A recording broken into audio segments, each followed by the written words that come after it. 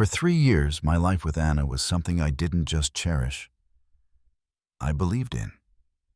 I'm a lawyer. My days are spent picking apart people's lies, their betrayals, their worst instincts. So, to come home to her, it was everything. She was my breath of clean air after drowning in the toxic sludge of litigation and human failure. Anna wasn't just smart. She was razor sharp, passionate, ambitious. A paralegal when we met, she dreamed of law school, of becoming something more. Smash that like button, hit subscribe, and keep watching, because the best part's coming up next. And I was all in. I saw her as my future. We were building something real, together. I bought us a house, a worn-out beauty I spent years restoring. Every nail, every coat of paint, it was for us. I wasn't playing house. I was laying the foundation for the life I thought we both wanted. But even the most beautiful house can have a crack in the foundation. And in ours, that crack had a name: Leo. Leo was her best friend from college. A graphic designer with dreams bigger than his follow-through, he carried himself like he was some misunderstood artist trapped in a world of soulless suits. He treated having a steady job like it was a moral failing. He was always broke, always behind, and always around. To Anna, he was her ride or die, her platonic soulmate. The guy who picked up the pieces when her ex, a musician named Alex, shattered her heart. To me, he was a parasite with a god complex, leeching off her affection and resenting me for being the one she came home to. He was never overt. He was smarter than that. He took his shots in the form of half smiles, subtle jabs, wistful anecdotes from their past. When I took Anna to Mexico to celebrate her birthday, Leo brought up the spontaneous camping trip they once took. "You can't plan moments like that," he said, looking right at me. "You just have to be with someone who gets your free spirit." It was always the same underlying message. I was the safe option. He was the real connection. And Anna, she couldn't see it. Or maybe she didn't want to. Anytime I tried to point it out, she turned it back on me. "He's just being Leo," she'd say, like that excused everything. "He's family. He's looking out for me." So I waited. Not out of fear, out of patience. I let him run his mouth. I let her defend him. I let them both dig the hole. Then came the night it all fell apart. I had just won the biggest case of my career, months of grueling work, and I'd finally come out the other side. To celebrate, I threw a dinner party. My closest friends, good food, great wine, laughter, warmth. I was proud of what I'd accomplished, proud of the life I was building. I told Anna to invite her friends, too. I wanted her to feel included. Of course, that meant Leo. From the moment he arrived, he acted like he owned the place, slouched on my furniture like it was his, poured my best wine like it was water, and performed for the room like he was auditioning for a part in a drama no one else was in. He launched into one of his usual monologues about art versus commerce, passion versus practicality. "Some of us create," he said, eyes sliding to mine. "Others just manage." I didn't bite. I was used to the routine. But then he turned to Anna with this syrupy, condescending voice and said, "I just hope you're happy, Anna.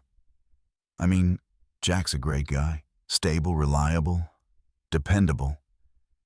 Then he looked straight at me and smirked. "But you've got to admit, she could do way better than you." It was a moment so audacious, so disrespectful, it didn't even feel real. The whole table froze. Anna didn't say a word. She just stared at her plate. Embarrassed, but not angry. Not at him, anyway. So I put down my fork, I folded my hands, and I looked at Leo the way I look at a hostile witness on the stand. "That's a bold claim," I said. "Walk me through your reasoning. Be specific." He wasn't ready. He fumbled. He sputtered something about her needing someone more on her level, someone creative, someone who gets her. "So, like you?" I asked. He nodded, trying to puff up his chest like this wasn't crumbling around him. So I tore it all down. I laid it out. Calm, methodical, devastating. The tuition for her top-tier law school? I paid it in full. The car she drives? I bought it. The home she lives in? I renovated it. I pay the mortgage. I fix what breaks. The money Leo borrowed from Anna for his busted car? That came from our household account, my account. I wasn't just investing in Anna's future. I was indirectly financing his present. "And yet," I said, voice cool as steel, "you think you're the better man?" By the end of it, he was silent, deflated. Everyone at the table saw him for what he was. But Anna, she didn't look relieved. She didn't look proud of me. She looked furious. Like what you see? Click like, hit subscribe, and stay tuned. Let's keep going. She shot up from her chair, eyes burning with betrayal. "I can't believe you did that," she hissed. "You humiliated him." "He did that to himself," I replied. "I just presented the facts." "Apologize," she demanded. "Right now, or we're done." And just like that, the trial was over. The verdict was in. She chose him. I didn't yell, I didn't beg, I didn't even speak. I just gave her a smile, quiet, resigned, and absolutely final. I picked up my wine glass, walked into the kitchen, and left her standing alone in the ruins of what she had just destroyed. That night, she left with him. Moved in, apparently. Thought she'd called my bluff. Thought I'd come crawling back. But she didn't understand. She didn't realize that I meant it. For 2 weeks, I went silent. No calls, no texts, nothing. She sent messages, first angry, then confused, then desperate. I didn't respond. I wasn't playing games. I was grieving. And when I was done grieving, I acted. I packed up everything she owned, every trace of her, not with bitterness, but with precision. I was closing out an estate. I changed the locks, reset the security codes. Then I made 2 phone calls. The first was to the dean of her law school. I'd been covering her tuition through a private fund I set up. I explained politely that due to a permanent change in circumstances, the scholarship was being dissolved immediately. The second was to my firm. I'd pulled strings to get her a summer internship, a golden ticket. I rescinded the offer. Conflict of interest. It wasn't revenge, it was closure. 2 weeks later, she came back. I watched her fumble with her key on the camera. Her face twisted in confusion, then panic. She rang the doorbell. I opened it, security chain in place. She looked like a ghost, worn down, eyes hollow. "Jack, we need to talk," she said. "No," I replied, calm as ever. "We don't." "You can't just throw away 3 years over one fight," she pleaded. "It wasn't a fight," I said. "It was a choice. You made yours." She blinked, stunned. Then came the desperation.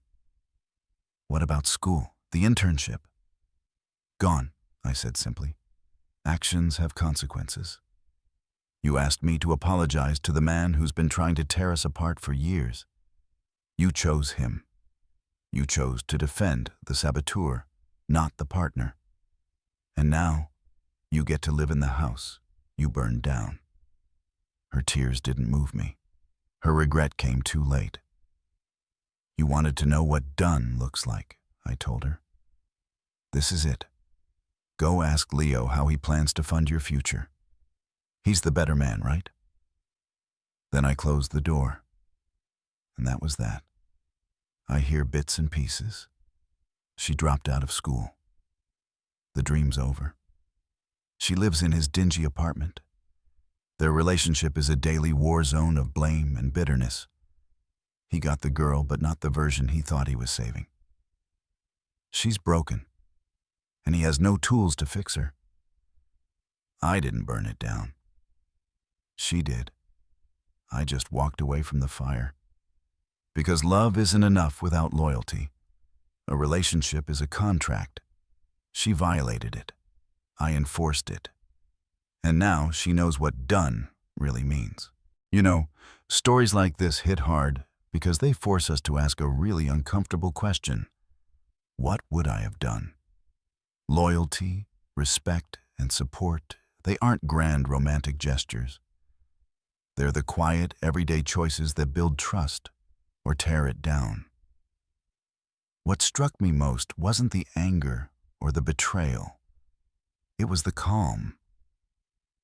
The moment he realized that love without loyalty is just sentiment. And when someone shows you who they are, especially when it costs you everything to see it clearly, walking away isn't weakness. It's self-respect. That's not revenge. That's healing. If this story stirred something in you, hit that like button, subscribe for more narratives like this, and share your thoughts in the comments below.